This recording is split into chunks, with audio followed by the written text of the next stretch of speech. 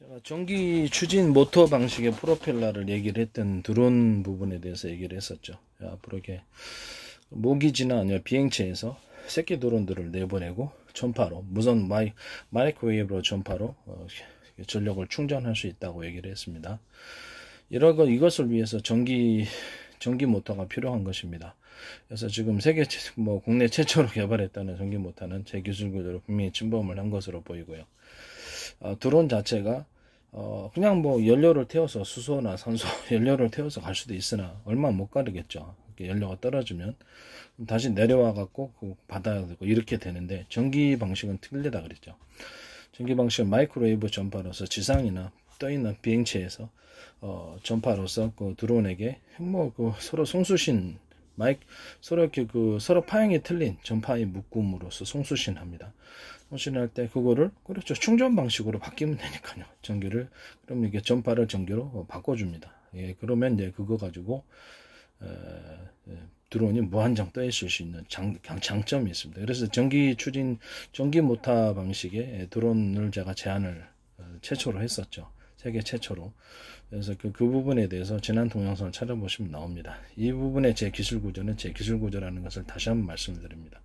전기 추진 방식의 이렇게 모터를 통해서 프로펠러를 돌리면 이게 장점이 있다 그랬잖아요. 무한정 떠 있을 수 있다고. 무한정 떠 있을 수 있습니다. 그것을 압축 공기를 쏠 수도 있고요. 또는 마이크로웨이브 전파를 회전해 가지고 추진 구조로 사용하셔도 됩니다.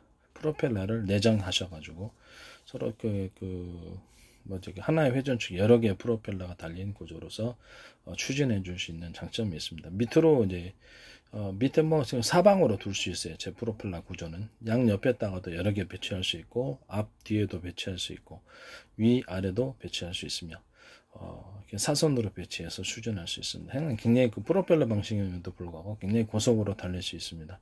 이런 방식은 제 기술 구조에 해당합니다. 그 다음에 연소 방식의 그것은 수소 연료, 수소나 산소, 이것은 따로 제 방식의 수소 온도를 높여주고 산소를 높여주고 섞어주는 공간이 따로 있어야 됩니다. 수소 연료 탱크를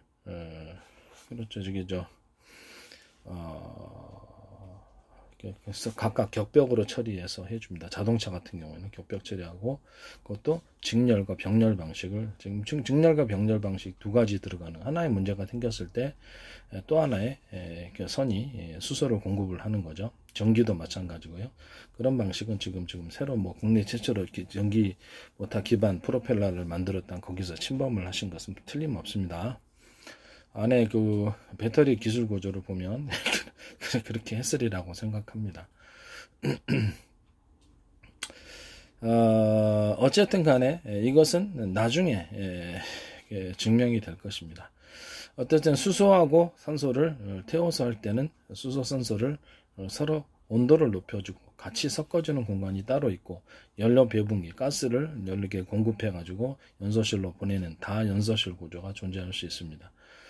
이런 식으로 온도를 높여주고 섞어주는 공간이 따로 있을 때 제 기술 구조를 침범하시는 것이라는 걸 말씀드립니다. 격벽 구조로서 수소 탱크를 수소나 산소를 격벽 구조로서 혼합하지 않도록 하시는 것, 또는 수소를 태울 때 우라늄 분말을 좀 섞어준다든지 이발료를 이렇게 하셔도 제 기술 구조에 해당한다는 것을 말씀을 드립니다. 수소 산소를 기반으로 해서 휘발유를 섞어주고 항공유를 섞어주셔도 마찬가지고요.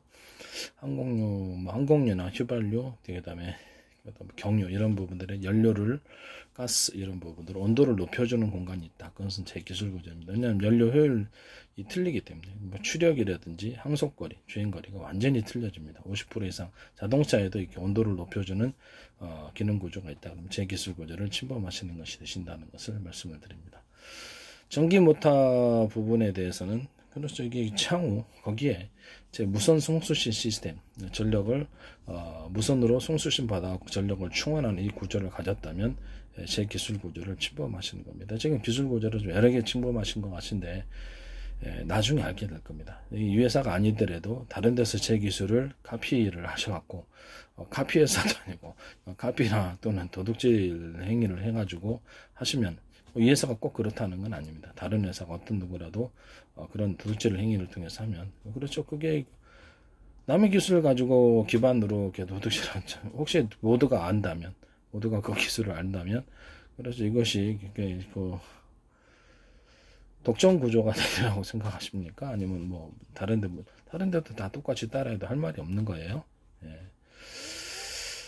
그냥 자기 게 아니니까. 그래서 자기 게 아니니까 다른 데서 따라하셔도 별 문제가 없습니다. 싼 데가 제일 좋겠죠. 네. 다른 나라에서 싸게 들어오든 뭐 우리나라 싸게 또 만들든 다른 그렇게 할 말이 없는 겁니다.